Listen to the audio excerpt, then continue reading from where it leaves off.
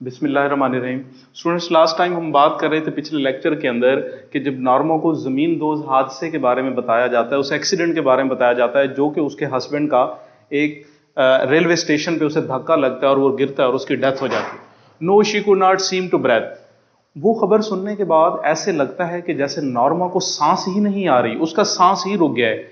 She struggle to her feet वो अपने पाँव को कोशिश दे के चलने की कोशिश करती है and walked into the kitchen numbly, और गुमसुम साइलेंस के अंदर गुमसुम होके वो बावर्ची खाने में किचन में जाती है।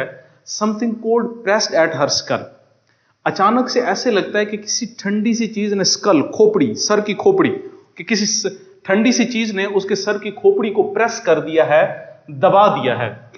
स्कल मीन ब्रेन, ये इसका सिनोनिम्स बन जाए।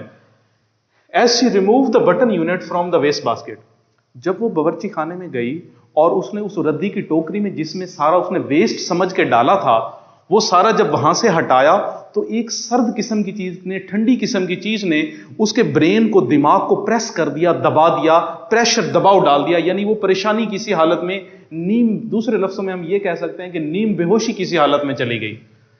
देयर वर नो नेल्स और स्क्रू, उस डब्बे के अंदर कोई नेल्स, स्क्रू, कील पेच नहीं थे जिससे किसी मशीनरी को जोड़ा जाता है, बनाया जाता है। कोई कील नहीं थे, पेच नहीं थे विजिबल, जो कि नजर आ जाए। विजिबल नजर आना, इनविजिबल नजर ना आना। She could not see how it was put together, वो ये भी नहीं समझ पा रही थी कि इसको कैसे जोड़ा गया था, ये इकट्ठा कैसे मिलाया गया था। She could not know how it was put together, कि इसको इकट्ठे मिलाया कैसे गया है। एब्रप्टली, अचानक से, ये उसका सुनाने से बेटे, सडनली, यकदम अचानक, she began to smash it on the sink edge. Sink edge, wash basin का कोना जिसके ऊपर हम हाथ धोते हैं, हाथ मुंह धोते हैं, वुजू करते हैं। सिंक एज, वाश बेसन का जो कोना था, किनारा था, उसके ऊपर उसने उसे मारना शुरू कर दिया, उसको टकराना शुरू कर दिया। किसको? उस डब्बे को, उस पलंदे को। पॉन्डिंग इट हार्डर एंड हार्डर।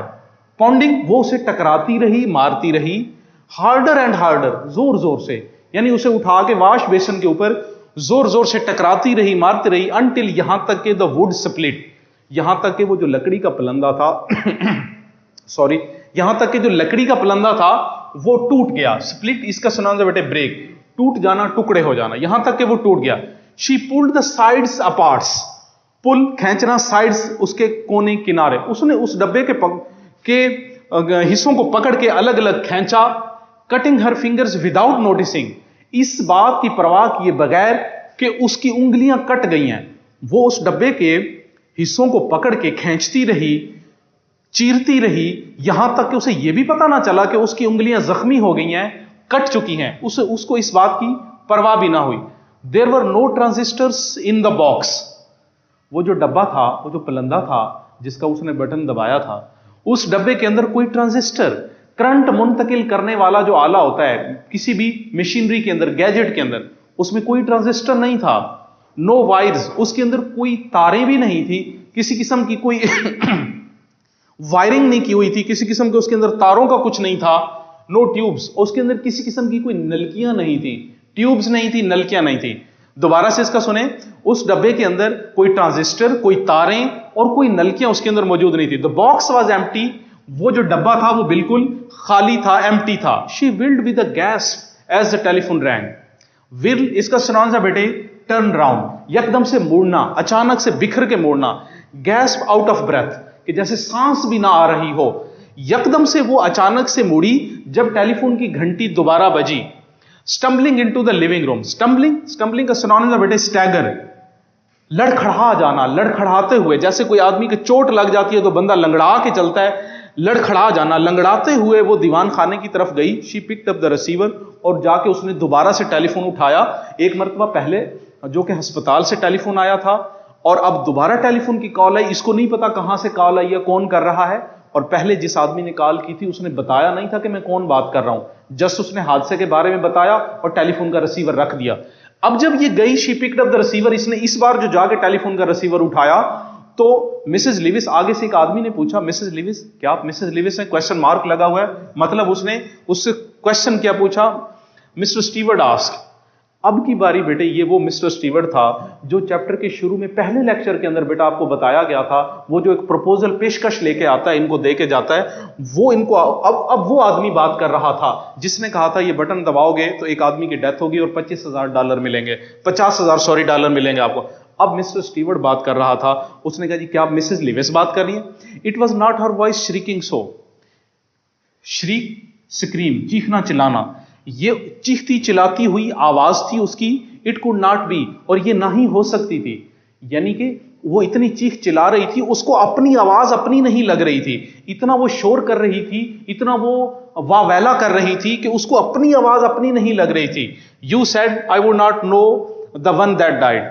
और वो पहला सवाल और आखिरी सवाल उससे यही करती है मिस्टर स्टीवर्ट से कि मिस्टर देखो, तुमने मुझे ये कहा था कि जो आदमी मरेगा उसको आप नहीं जानती होंगी, चूंकि उसकी ऑफर के अंदर ऐसे ही था कि आपको नहीं पता, ना आप उसे मरते हुए देखेंगी, ना आप उसे जानती होंगी, ना पहले ना बाद में। My dear lady, mister Stewart said.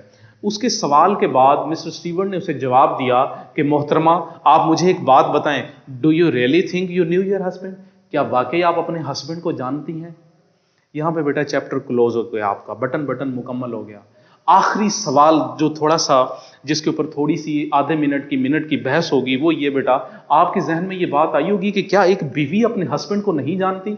जबकि आर्थर और नॉर्मा दोनों मियां बीवी एक ही घर में रहते थे, इकट्ठे रहते थे, जॉब करते थे, एक ही घर में रहते हो, कि ऐसा हो सकता है कि यहां पे दरअसल बात यह है कि देखें पूरा चैप्टर बेटा हमने पढ़ा है, कहीं पर एक भी मौके के ऊपर दोनों का पॉइंट ऑफ व्यू सेम नहीं हुआ। हर मौके पे जब भी बहस हुई है, दोनों का पॉइंट ऑफ व्यू डिफरेंस था, एक दूसरे से हमेशा डिफर करते रहे, एक दूसरे से इख्तलाफ करते रहे।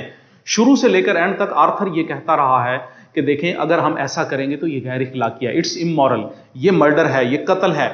लेकिन वो हमेशा ये कहती रही है कि देखें जब हम उसे जानते नहीं हैं, अगर किसी की डेथ होती है हमें तो $50,000 मिलते हैं, हमें इससे क्या फर्क पड़ता है। और अपने तरीके से दलीलें देती रही कि देखें हम गाड़ी लेंगे, हम कार लेंगे, हम यूरोप का विजिट करेंगे, हम अच्छे कपड़े लेंगे, अच्छा फर्नीचर लेंगे, अच्छा घर लेंगे, उसको आर्गू करती रही। किसी एक मौके पे दोनों ने एक दूसरे को नहीं समझा। इस चैप्टर के अंदर आर्थर का करैक्टर पॉजिटिव करैक्टर है, नॉर्मा का करैक्टर नेगेटिव करैक्टर है। साबित होता है कि नॉर्मा ग्रीडी है, नॉर्मा लालची है, और पैसों की हवस के अंदर, लालच के अंदर वो अपने हस्बैंड को इग्नोर करती है। उसका मकसद सिर्फ और सिर्फ पैसों को गेन, वर्ल्डली गेन्स की खातिर उसका मकसद सिर्फ पैसों को गेन करना होता है, जो कि बिल आखिर वो कर देती है और नतीजतन अपने हस्बैंड को खो देती है। अब यहां पे ट्रांसलेशन के अंदर उसी की जो है, उसी तरह आप तीसरा कॉलम बनाएंगे सिनोनिम्स का, इसके अंदर 8 से 10 सिनोनिम्स बने हैं इस चैप्टर के अंदर, इस लेक्चर के अंदर, पैराग्राफ के अंदर, इसको अलग से बेटे आप लिख लेंगे। और नेक्स्ट लेक्चर के अंदर इसी चैप्टर की बटन की एक्सरसाइज आप लोगों को करवाई जाएगी। थैंक यू बेटा।